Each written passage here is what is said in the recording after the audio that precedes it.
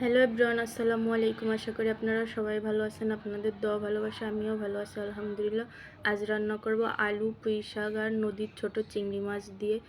মাশাল্লাহ দিলে চিংড়ি মাছগুলো অনেক সুন্দর ছিল মাশাল্লাহ। এখন কেটে রাখছি পেঁয়াজ মরিচ, ভালোভাবে ধুয়ে রাখছি। এখন একটা পাতিলে এখন কাটে রাখা পেঁয়াজ মরিচগুলো দিয়ে দিলাম। এখন এটার ভিতরে 2 চা চামচ লবণ দিয়ে দিচ্ছি। লবণটা যার যার স্বাদ মতোই দিয়ে, আমি আমার পরিমাণ মতো দিয়েছি লবণটা। এখন এটার ভিতরে 1 চা চামচ মতো হলুদ দিয়ে দিব। আমি হলুদটা শাকে একটু কমই দিই, সেই জন্য হলুদটা কমই দিছি, যার যার পরিমাণ মতো দিয়েন। এখন তেল তেল দিচ্ছি।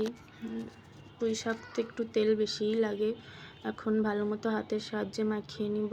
ভালো মতো মাখানো হলে, মানে যত মাখানো যায়, আমার শাশুড়ি সবসময় বলে যে মাখানো ভালো হইলে তরকারিও ভালো হয়। এখন এটার ভিতরে আমি শাক দিয়ে দিব।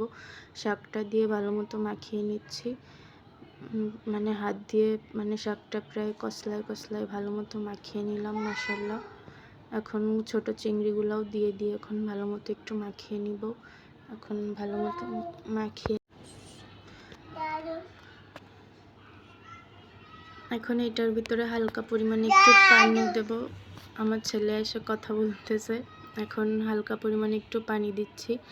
পানি দিয়ে যে মানে জালটা ধরাই দিচ্ছি, আগে থেকেই দেখাইতে পারি নাই, বলক এসে গেছে মাশাল্লাহ আমার তরকারিতে।